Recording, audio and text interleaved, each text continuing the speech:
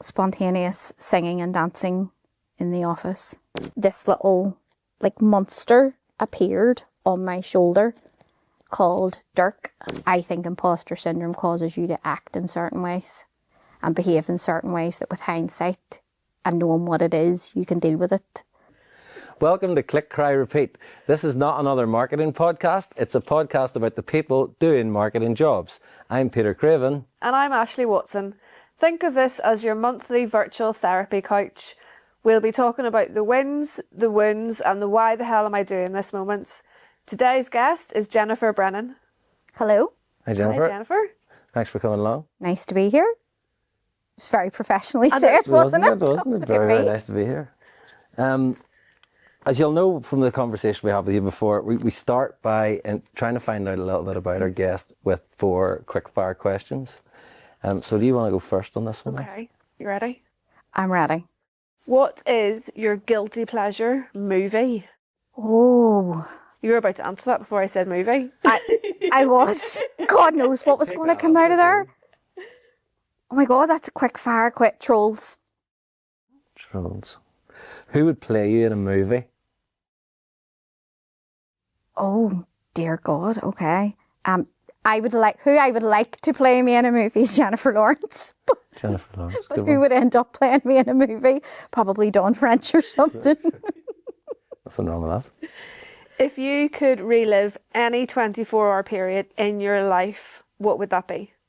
Oh, do you know what? This is probably a sentimental one. It would be, I was really fortunate. My granddad passed away last year, but I was really fortunate and I got that last day with him where we did horse racing bets and I did a 200-to-1 shot and nearly got murdered and sent him to an earlier grave.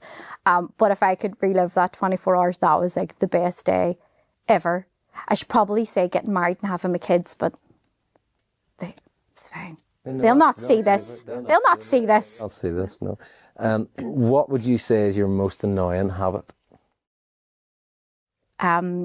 Spontaneous singing and dancing in the office.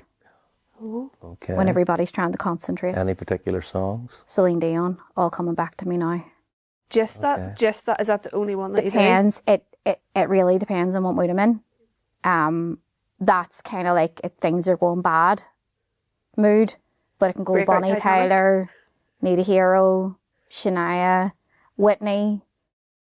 You must have some vocal range to be no, trying it's that stuff awful. And sometimes if it's particularly going to be a bad day, I will voice note certain people me singing verses of the song. Like how would that go? Which one would you like me to sing? You want me to do it's all coming back to me now. Please cut that. None of this is being cut.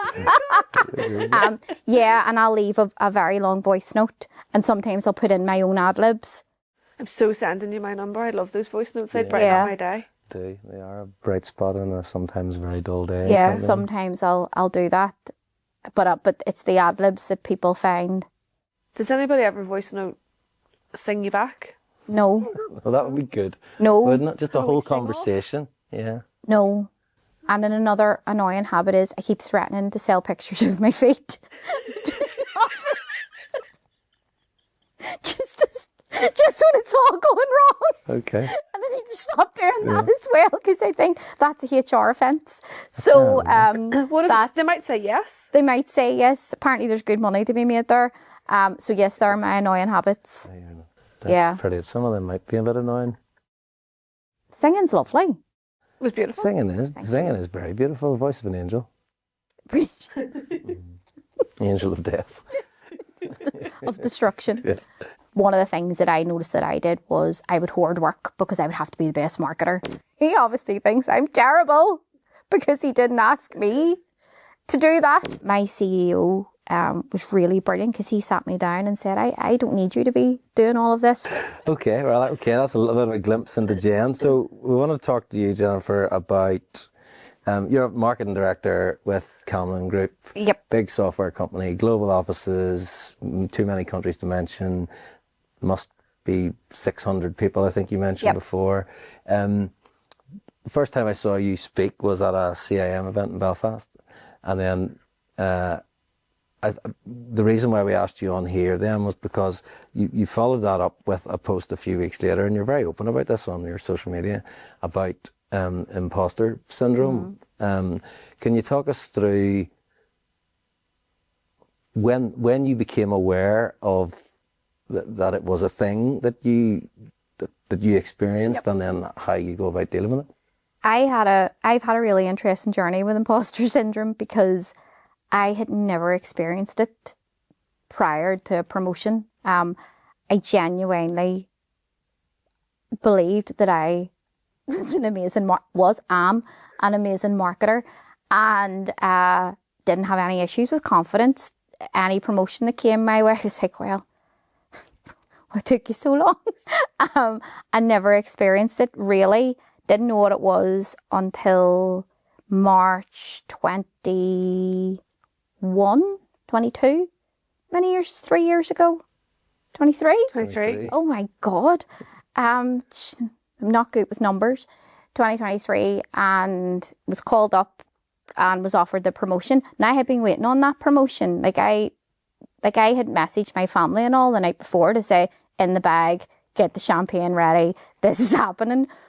Get called up into Peter's office, and he said, congratulations, I want to approach you to marketing director. And all of a sudden, this little monster appeared on my shoulder called Dirk.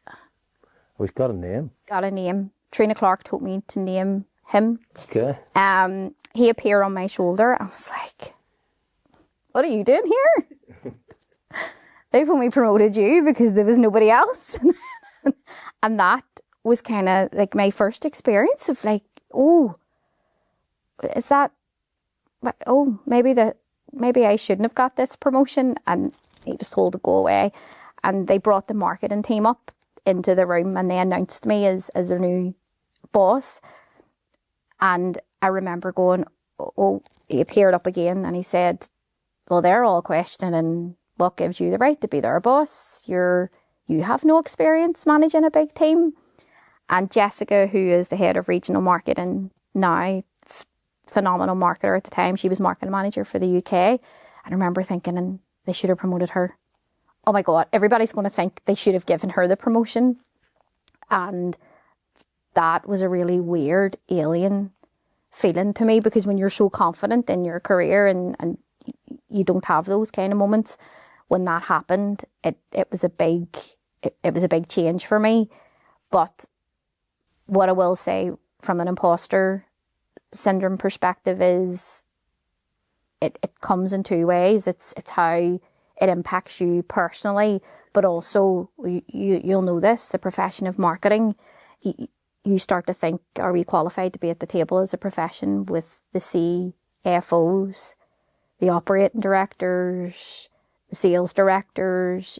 You start to question that. You have to shut that down straight away. Personally, it's a bit trickier. Okay. I think imposter syndrome causes you to act in certain ways and behave in certain ways that with hindsight and knowing what it is, you can deal with it a lot better. How do you recognise the I don't mean the symptoms of it, that's not the right word, but how do you recognise when Dirk's, there little triggers when Dirk comes back? Or so he early on, because you're kind of doubting your capability, you love that he's a he, don't you? I mean, Dirk's not a she. No, I mean, she's not. It's a he.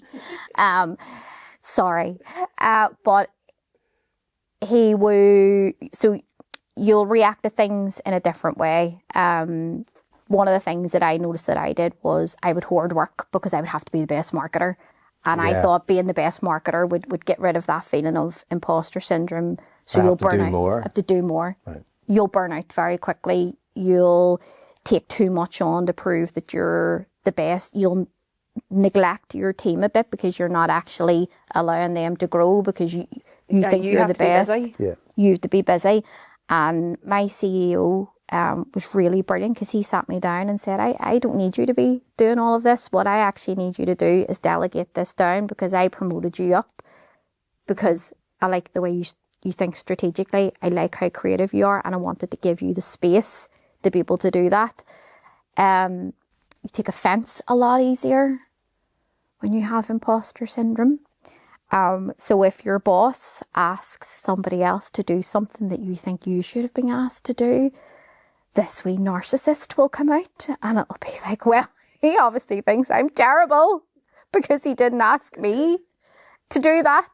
And you'll make it about you when actually he's just used to maybe asking that other person and doesn't know that you can do that. So it's knowing those things and first realising it's not about you, and second, don't work hard. You've a team there. Actually, that team will make you feel like less of an imposter. The more you can delegate out and the better job they can do, everybody shines. You've been very open at one of the talks on some of the posts I've seen online as well about, you know, your love of getting into the weeds of a project, right? And getting in and getting involved and doing, you know, getting involved in the doing, because, you know, you wouldn't ask anybody to do something that you weren't willing to do yourself.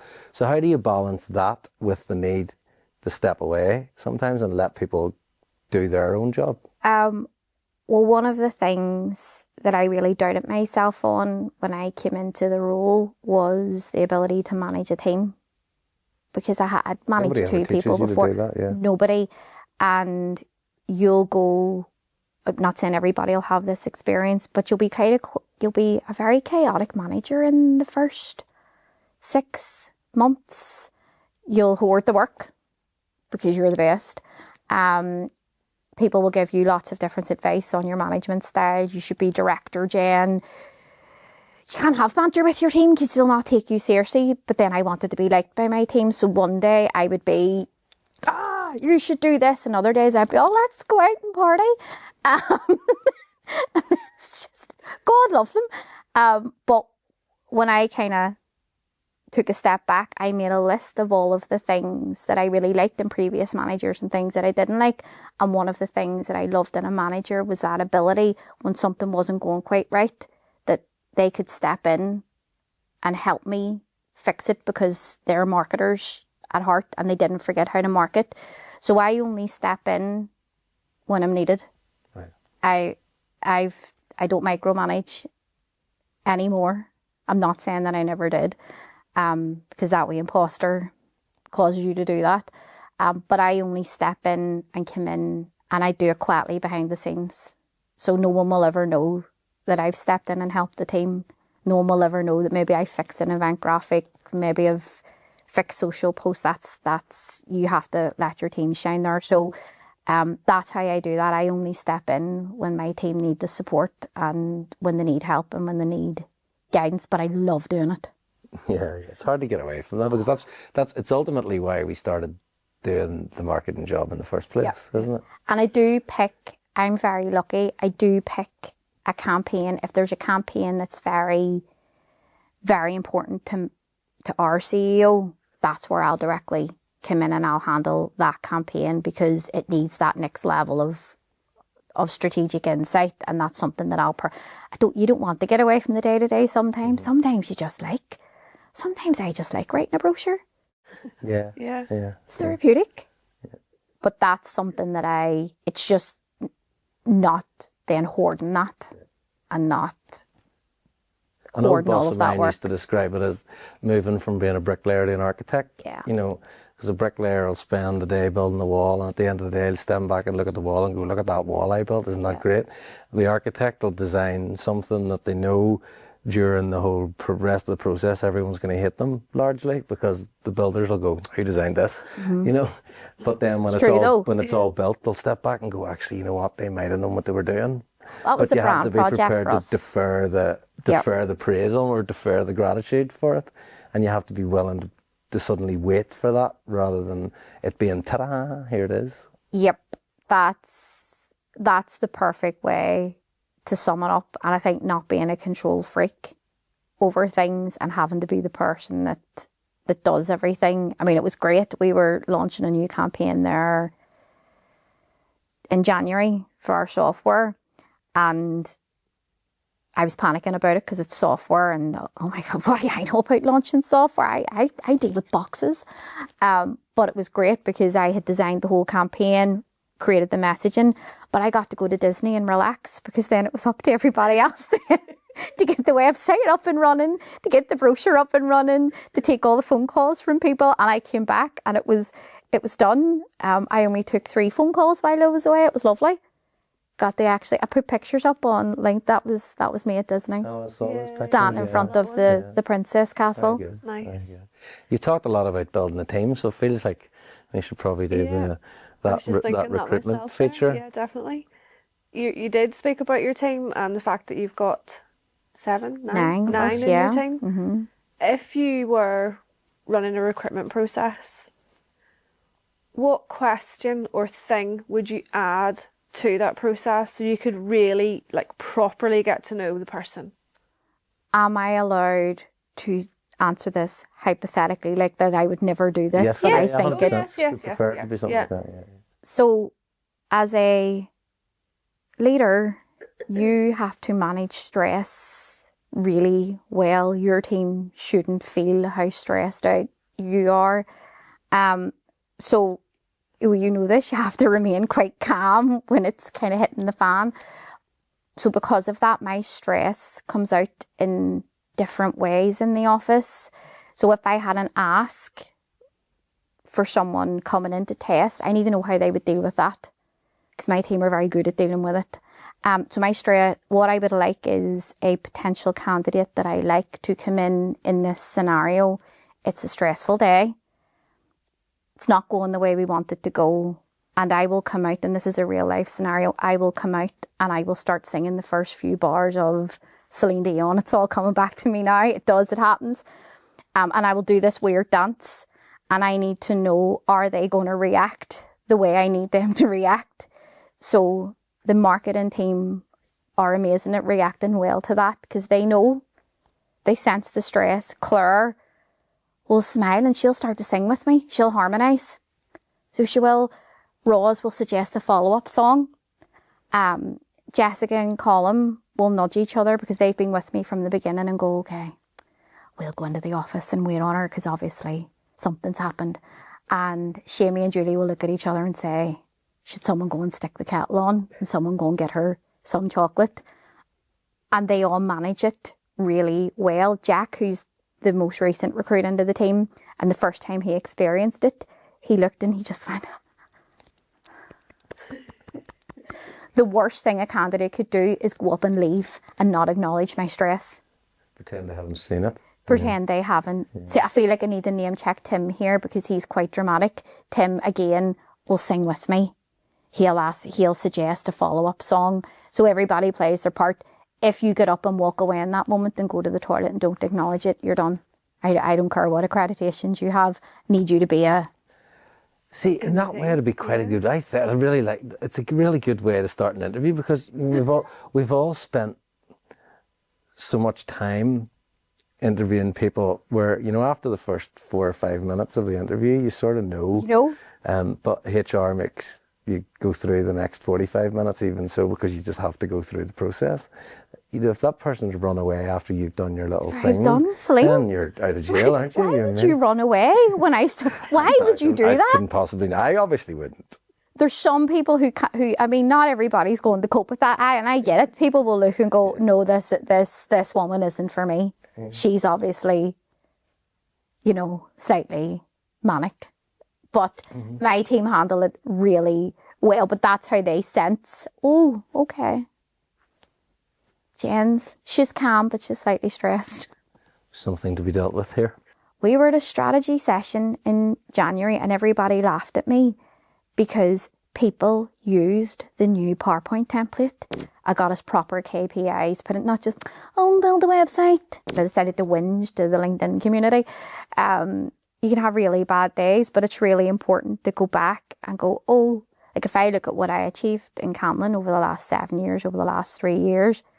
Do you ever think that your imposter syndrome is a bit of a superpower? Mm-hmm. Yep. Mm-hmm. Yeah. If you can, because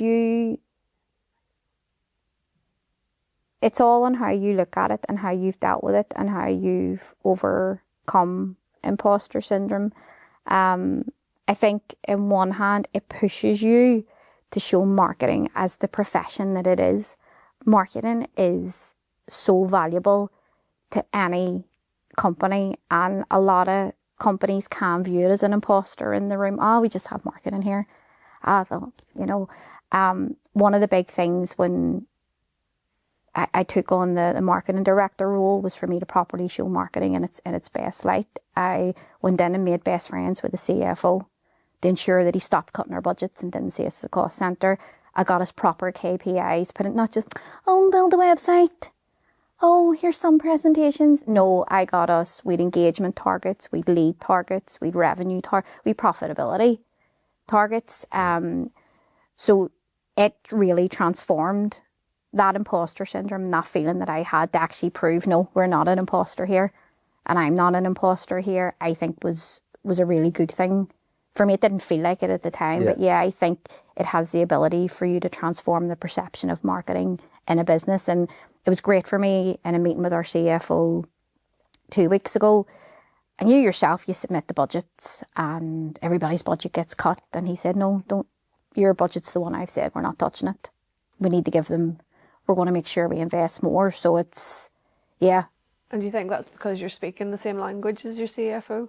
Yeah, you have to very early on, and I would say this to anybody going from manager to director, and when you start to feel that, because it will creep in, it's natural, it's going to creep, you're going to feel like an imposter at the big table. A very wise chief operating officer in Camlin said to me, you need to learn how to manage up instead of, you're very good at managing down, but you need to manage up. So once I started to go into the room and start talking about, well, how does marketing contribute to long-term growth? How does it contribute to revenue, orders growth, profitability, and growing the business for the long term? It completely changed then how we were, so that's how we got the investment in the brand. Yeah. Project, I tied brand to revenue growth for the company, and how not investing in it was going to plummet it down, and that was how we got the level of investment we did to go to town on the Camlin brand, which was amazing. And then another thing you talked about before was, making sure that you remind yourself of the times you have done a good job. Yep.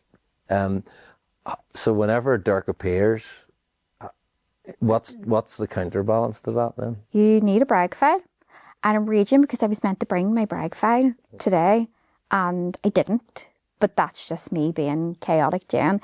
Yeah, so what I have always done, and I urge my own team to do it, is to every time you achieve something, whether it's big, whether it's small, whether it's your journey in marketing, is to just put it in a wee diary. It doesn't need to be, it's only for you to see, because some days you can have really bad days in marketing. Like I posted about it on LinkedIn. I was having a whinge and I decided to whinge to the LinkedIn community. You can have really bad days, but it's really important to go back and go, oh, like if I look at what I achieved in Camlin over the last 7 years, over the last 3 years, it's been a big transformation. You have to, there's even things like that person in sales didn't quite like marketing 2 years ago. They didn't quite like me. And now you're getting the big hugs and you're getting the kudos points and you're getting the, those wee small things just keep you going. So keep a brag file, make one. And it's little wins, big wins, the whole lot goes into the brag file? Everything. I had triumph. We were at a strategy session in January and everybody laughed at me because people used the new PowerPoint template to make their presentations. Every time someone finished, I was all, well done. Good job. Your content mightn't have been great, but no, I'm joking, it was all good. But look at how beautiful that presentation was. Yeah. But that shows that people are taking your brand seriously. No, it is, yeah. I actually wrote down a quote. Somebody said, how was the brand project? And someone said, actually, internally, it didn't impact how we did our jobs because it went so, and he says, I don't mean that in a bad way, it went so smooth and they handled it in such a smooth way that actually the impact was the transition was so minimal, and we rebranded a company, but because they were brought along on the journey, and I wrote that. 600-person company as well. I mean, that's a big job. I never thought we would see the day where we got the rebrand the UK company from Kelvitech to Camlin Energy, that to me, that's one of the biggest milestones I've ever hit, because those guys, if you cut them, they bled Kelvitech. It was such a big renowned brand, and the fact that they trusted us to transition it is something that sits in my brag file, and that I like to talk about internally all of the time. Just to remind people. Just to remind people, but yeah, those wins are important, and it's not a bad thing to keep going through, to go over them and remind yourself of them. Okay. What's your favourite part of the marketing job still? What do you enjoy doing the most? So I wrote about this in one of the first LinkedIn posts I did.